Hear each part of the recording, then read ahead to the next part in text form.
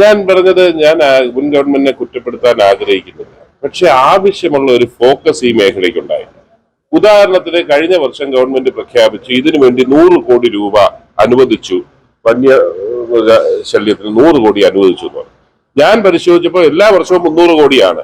അതിൽ നിന്ന് ആ ഒരു 100 കോടി അധികമായി ചെലവാക്കിയില്ല, കൊടുത്തില്ല. അന്നേരം ബാക്കി പ്രഖ്യാപനത്തിൽ 100 കോടിയുണ്ട്.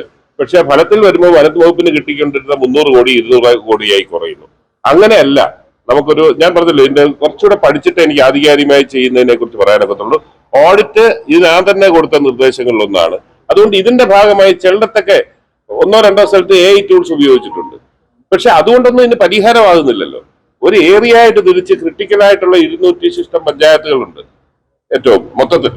അതിൽ ക്രിട്ടിക്കൽ ഏരിയ എങ്കിലും ഐഡന്റിഫൈ ചെയ്ത്, അവിടാണ് ഞാൻ പറഞ്ഞത് 100 ഡേ പ്രോഗ്രാം, 1 ഇയർ പ്രോഗ്രാം എന്നുള്ള നിലയിൽ ആ ഏരിയ ആദ്യം അഡ്രസ് ചെയ്ത് തുടങ്ങണമെന്നാണ് എന്റെ മനസ്സിലുള്ളത്. വരും ദിവസങ്ങളിൽ ബാക്കി പറയാം. അതിനും ചില സാങ്കേതിക വശമുണ്ട്. ഫോറസ്റ്റ് ഡിപ്പാർട്ട്മെന്റ് കൊടുക്കുന്ന ഒരു തുക, SDRF നിന്ന് കൊടുക്കുന്ന വേറെ ഒരു തുക, ഇങ്ങനെയൊക്കെ പലതായിട്ട് തരം തിരിച്ചേക്കുവാണ്.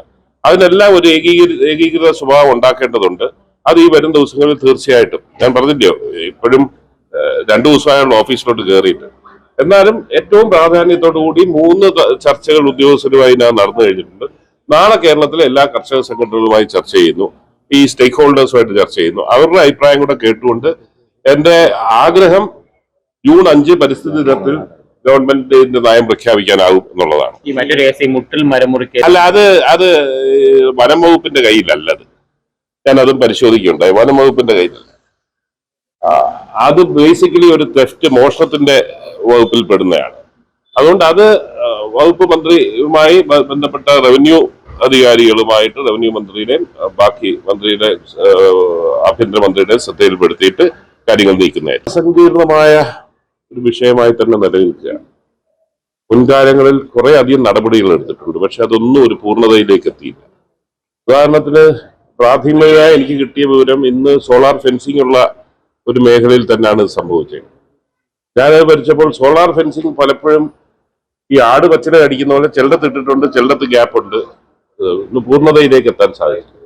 എന്തായാലും ഗവൺമെന്റ് വന്നിട്ട് ഒരാഴ്ച ആയതേ ഉള്ളൂ.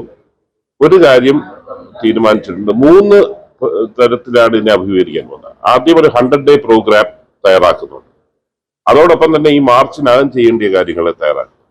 അതുപോലെ ലോങ് ടേം ആയിട്ട് 2 വർഷം കൊണ്ട് ചെയ്യേണ്ട എന്താണേലും ഇതിൽ ആദ്യത്തെ ഇത് തന്നെ, എവിടെ ആനിമൽ സൈറ്റിംഗ് ഉണ്ടെങ്കിലും ആ നിമിഷം എന്നെ അറിയിക്കണമെന്ന് നിർദ്ദേശം കൊടുത്തിട്ടുണ്ട്. അതിന്റെ അടിസ്ഥാനത്തിൽ ഇന്ന് രാവിലെ 6:30 മണിക്ക് ഈ സംഭവം ഉണ്ടായി.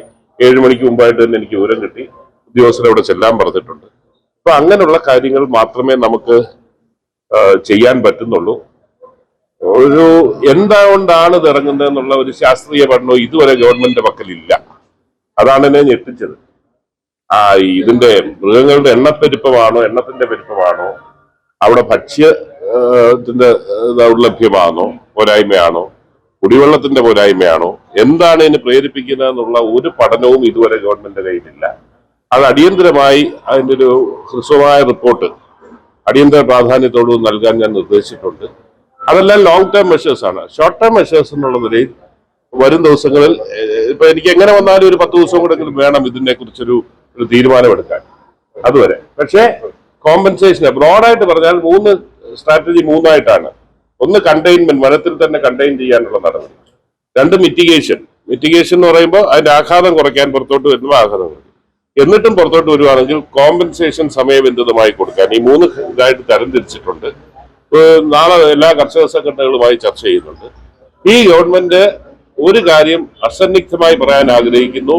ഈ വകുപ്പ് ജനങ്ങൾക്കെതിരെയുള്ള വകുപ്പല്ല, ജനങ്ങളുടെ മേൽ കുതിര കയറാനുള്ള വകുപ്പല്ല. അതിർത്തിയിൽ താമസിക്കുന്ന മലയോര കർഷകരെ അടക്കം വിശ്വാസത്തിലെടുത്ത് അവരുടെ കൂടി സഹകരണത്തോടുകൂടി നമുക്ക് ഈ പ്രശ്നത്തിന് പരിഹാരം കാണണം. അല്ലല്ല, അത് ഞാൻ പറഞ്ഞ കേന്ദ്രം ആവശ്യപ്പെടുന്നത്, ആഗ്രഹിക്കുന്നത് 33% വനം വേണമെന്നാണ്. ദേശീയ ശരാശരി 20%. കേരളം ഇന്ന് നിൽക്കുന്നത് 29.6%. കേരളം പോലെ ജനസാന്ദ്രതയുള്ള ഒരു പ്രദേശത്ത് ഇതുകൂടാതെ പ്ലാന്റേഷന്റെ കവറോടെ നോക്കുകയാണെങ്കിൽ 42-43% ഗ്രീൻ കാനോപ്പി ഉള്ളതാണ്. അന്നേരം കേരളത്തിന്റെ മാക്സിമം എത്തിയിട്ടുണ്ട് നമ്മുടെ ഇത് വെച്ചിട്ടുണ്ട്. അതുകൊണ്ട് ഈ പറയുന്നതിന് അർത്ഥമില്ല.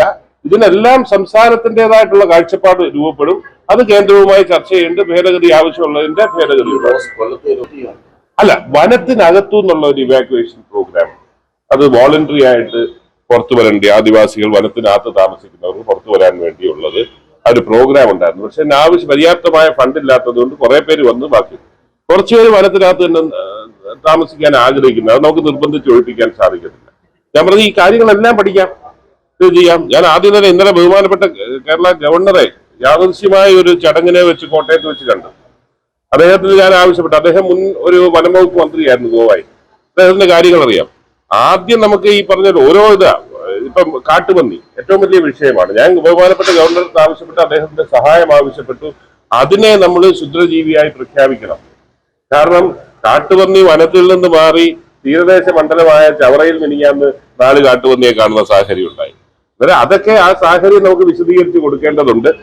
ബാക്കി നമുക്ക് വരുന്ന ദിവസങ്ങളിൽ ചർച്ച ചെയ്യാം.